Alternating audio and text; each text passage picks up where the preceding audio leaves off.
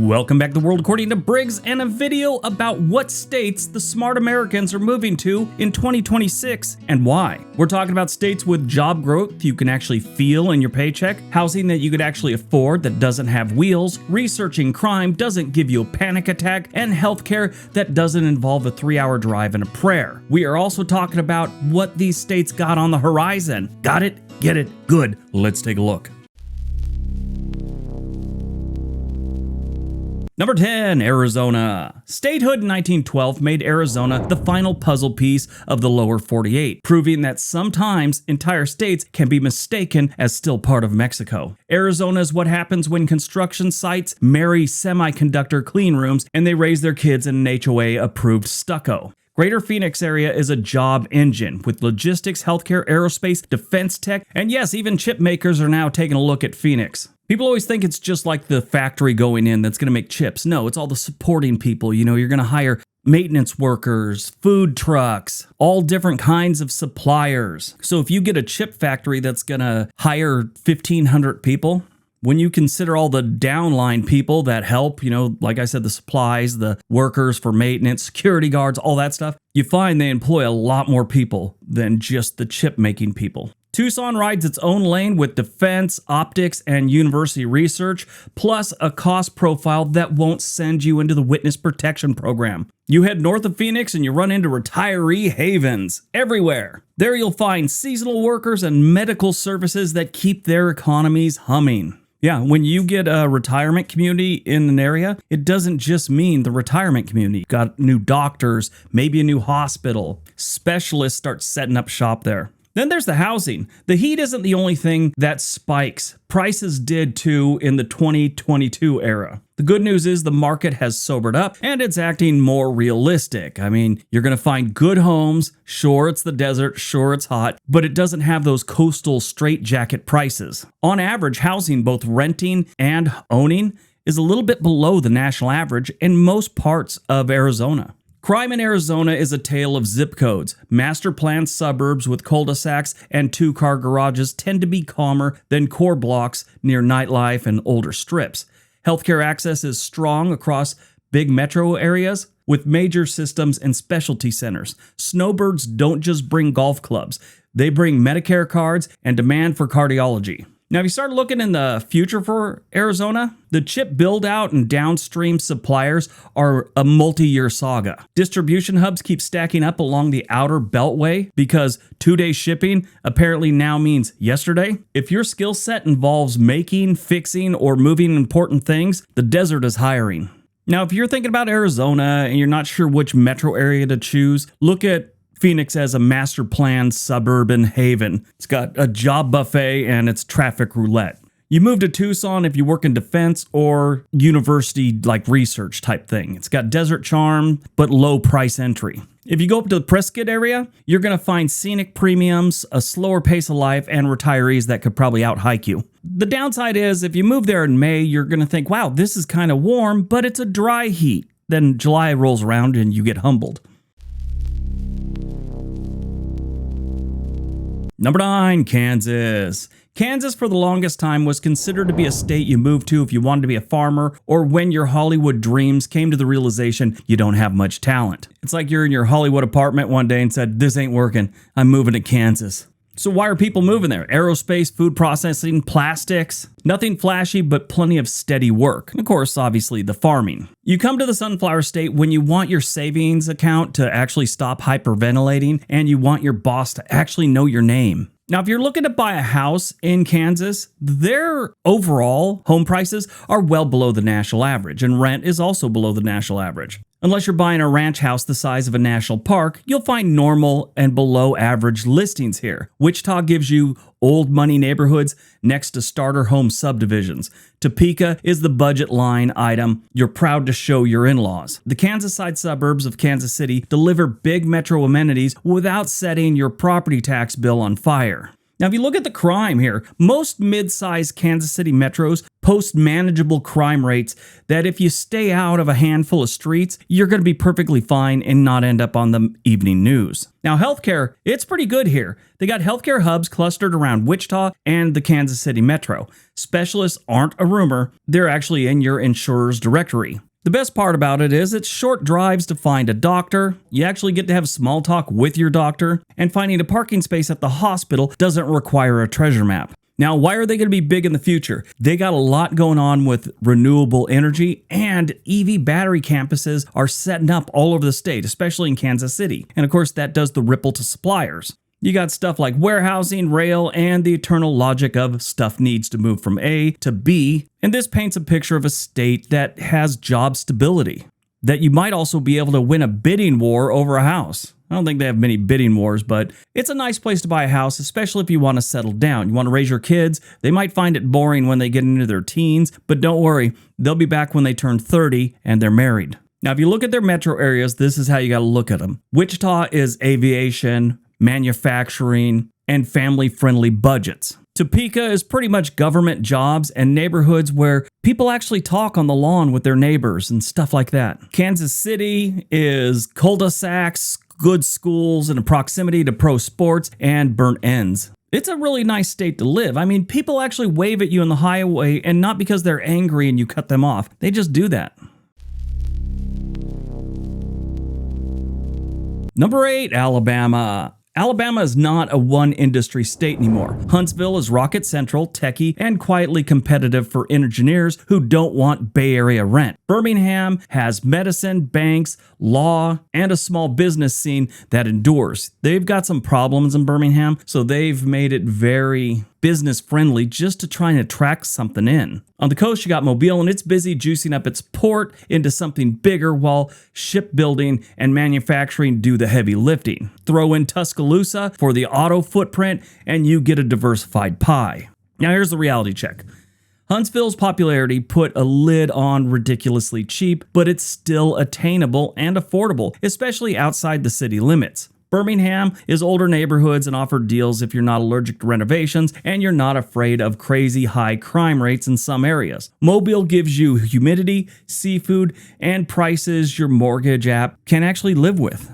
They do have some crime there, but it's not crazy, especially overall. Overall, the state's not doing bad, even though their crime has been rising. It's still far better than Arkansas and Michigan. All the metro areas have good healthcare systems. Even though they may have some problems in Birmingham, Selma, and Mobile, they've still got good healthcare. If you're into shipping, I think Mobile's a great option for a lot of people. And of course, if you're into tech or aerospace, go up to Huntsville. Now, there is some good news on the horizon for Alabama. The Mazda Toyota plant and supply web keep pumping out jobs near Huntsville. The Port of Mobile is in mid-expansion, chasing more cargo and logistics. Translation, opportunity for people who can weld, maintain, analyze, schedule, and keep a line moving. I mean, if you don't know, Huntsville is like Rocket City. I mean, those Saturn V rockets didn't assemble themselves. North Alabama helped build the rocket that took humans to the moon. Years ago, I saw this on a video. A guy was talking about how he moved to Huntsville, and he mentioned that he was surprised how many people had telescopes that cost about the same as a car. One thing to keep in mind, if you are moving to Alabama, if someone anywhere says roll tide, just nod your head in agreement. You don't have to know what it means. You don't have to know what they're talking about. Just you hear someone say that, just nod and smile, or give them a good fist pump. Number 7, South Carolina. South Carolina prints paychecks with assembly lines and airport hangars. BMW in the upstate, Boeing in North Charleston, a web of suppliers stretching along the interstate that haven't slept since 2015. Inland metros swing family-friendly with good manufacturing and medical job. The coast adds tourism, tech sprinkled in here and there. That's life in South Carolina. Now, housing is below average in most metro areas in South Carolina. If you get towards the coast, it gets kind of expensive, but inland, it's a lot better and a lot cheaper. You got Greenville, Columbia, places like that. You'll be able to find affordable home. Just make sure you find work, move there, and enjoy the rest of your life. Now, are all these cities perfect? No, no city's perfect. All of them have crime, all of them have this, all of them have that. But you know what? South Carolina is a pretty mellow state. Their small towns are crazy. Sometimes you run into the wrong one and it's got a lot of crime, but overall, it's a very safe state. If you're retired or looking for healthcare, MUSC anchors a solid healthcare bench on the coast. Inland systems hold their own. If you have kids, the school district map will become your new streaming service. Do a little research if you're moving there with kids about the schools. Don't just think they're all the same. There's a big difference in schools in South Carolina. They got a lot of really good ones, but they got some that should probably be avoided at all costs. Unless you don't like your kids, then take them there, put them in school. The future looks pretty good for South Carolina. They've got EV manufacturing, that's their headliner. They got new brands, new factories, and their old interstates are getting more truck traffic. Manufacturing is becoming a bigger thing for South Carolina, especially in the EV market and renewable energies. But South Carolina also is big for tourism, not just its coastal towns, but also its history. I mean, this is where the first shots of the Civil War happened, at Fort Sumter. If you don't know, that's a little island offshore of Charleston, in what they called the Charleston Passage. Now let's talk about their metro areas. You got Greenville and Spartanburg, which are really nice. They got polished downtowns and hiking on Saturdays. You got Columbia, which is government jobs, SEC football, and budget-friendlier mortgages. Charleston is history, airplanes, fishing, and a calendar that says it's tourist season forever. I like South Carolina, and it's starting to gain popularity, especially with millennials. Number 5, Utah. Utah has that vibe of a place that wakes up early, lifts, codes, skis at lunch, and still beats you to carpool. Salt Lake City anchors the corridor where data companies and startups share freeway exits with climbing gyms. Provo and Orem, which is known as Silicon Slopes, is still recruiting coders and product folks. Now, let's talk about the housing here and why a lot of people are still moving there. The prices have gone up. They ran hard last cycle. They've cooled though. Not collapsed, they've just cooled down. The trick is matching your budget with your trailhead tolerance. On the coastal cities, it's farther you are from the beach, the cheaper it's going to get. In Utah, it's the farther from ski lifts, it's going to get cheaper. New subdivisions are popping up all over this state. And you'll always hear a rumor of a new Costco going up. Now, if you look at the violent crime or just crime in general, it scores better than a lot of other big cities in the United States. Even though Salt Lake City had a little bit of a tick up over the last handful of years, it still looks good. But they've been getting popular and they've been getting new jobs, and that's what happens. I mean, that's what happened to California. That's what happened to Oregon. That's what's happening to Washington right now. As better jobs come in and the state starts making more money, more people come in, more people means more problems. The good news is they got serious healthcare here. Intermountain Network is a regional heavyweight with pediatric care drawing in families from around the state and other states. Translation, you can do the whole work hard, play hard, fix your ACL thing without boarding a plane. Now, if you're looking for work, data centers, biotech expansion, and endless homespun construction. Utah's second favorite hobby after mountain biking is issuing permits for building. If your resume says cloud, pharma, or I could swing a hammer without losing a thumb, you're relevant here. But if you want to move to one of their metro areas, you got Salt Lake City, which is tech, finance, and the airport hub you will grow to love. Provo, Orem is startup land, university vibe, product managers at every hot chocolate shop. Ogden Clearfield is affordable base camp with big mountain backyards. If you don't appreciate skiing, you're going to be kind of an outsider here. Number 5, Texas. There was a time Texas was the move-to state. It's still one of the move-to states, but it's losing a little bit of that shine because so many people move there. It's a cycle. It happens to everyone. As people burn out on Texas, they're gonna, start filling up Oklahoma or something like that. Human beings follow jobs and affordable living. The old days, we used to follow herds to survive. Nothing's changed except instead of caribou or buffalo, we're chasing jobs. But Texas has oil fields, wind farms, chip plants, rockets, and corporate headquarters with lobbies the size of a train station. The state's economy is a patchwork of boom sectors so dense it looks like camouflage. If your career needs options or your business needs customers, odds are good that you'll find both in Texas. Now, if you want to buy a house, the secret is out, but the sprawl is real. Dallas-Fort Worth offers 47 distinct suburban identities, most of them with decent schools and a lawn you'll regret every August. Austin's cooled down from its fever peak, but still, we have live music vibe is still there. Now, Texas does have some crime. It's usually a block-to-block thing. You don't really have any major cities that are just horrible with crime. They tend to keep that all under control compared to a lot of other states. Healthcare is great here. The Texas Medical Center in Houston is practically its own city, and major systems blanket the big metro areas. It's not just energy sector jobs in Texas these days. I mean, they're getting big into tech. Renewable energy is really coming on strong, from Permian to the Panhandle. So if you are thinking about one of the metro areas, you got Dallas-Fort Worth, which is the corporate mothership. You got airports.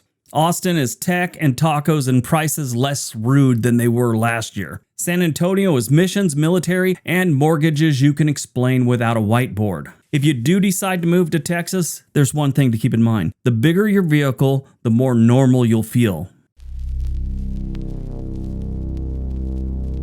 Number 4, Georgia.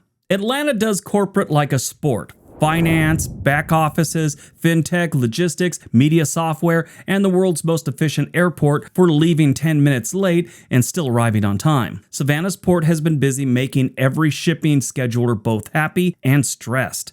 Augusta stacks military, medical, and cyber. The state diversified so thoroughly it forgot how to have a slow news day. Now, if you want to take a look at the housing, Metro Atlanta is growing. I mean, cul-de-sacs, baseball fields, newer townhomes, all the way up to 5-figure HOAs and golf carts. Prices stay moderate compared to other states, and there's a lot to choose from in the Atlanta metro area. Savannah is beautiful and historic, and a lot of the older homes are a little more expensive than you probably expect them to be, but they're kind of worth it. Augusta's the one that still has normal housing prices. I mean, well below the national average, but they got some crime you got to deal with. The healthcare here is deep. Emory, Piedmont, Wellstar, Coastal Care gets boosted via regional hubs. And because this state is so heavy in military, they have a lot of VA clinics and hospitals throughout the state. Interesting fact about Georgia, this state, and especially Atlanta, have a lot of history. It was actually burned to the ground for the most part during the Civil War. Flash forward 100 or so years later,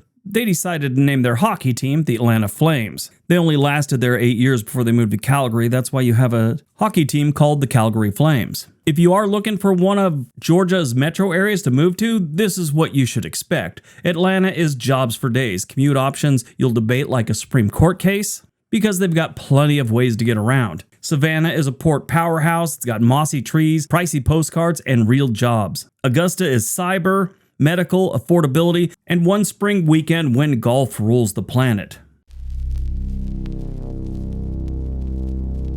Number 3, North Carolina. North Carolina is a sample platter that accidentally became a feast. The Research Triangle has tech, biotech, pharma, and school mascots that won't fit on one t-shirt. Charlotte does finance, energy, and aircraft parts, like it's trying to win a trophy you've never heard of. North Carolina's become very popular with people and businesses because they got a pro-business thing going on. Housing is pretty low compared to a lot of other states that are just as popular as North Carolina. Sure, you can find all kinds of places where it's painfully expensive, but they've got a lot of really nice neighborhoods and a lot of really nice towns where you could find affordable housing for a relatively low price. Now, if you look at the crime isn't terrible. They don't have any major cities that just jump out at you like a Detroit, Flint, Michigan, Camden, or Pine Bluff, Arkansas. They don't have any of those. They do have some crime. I'm not saying it's perfectly safe, but it's really not that bad. Most of their crime evolves around college kids getting drunk and fighting. The healthcare in North Carolina is crazy good. Duke, UNC,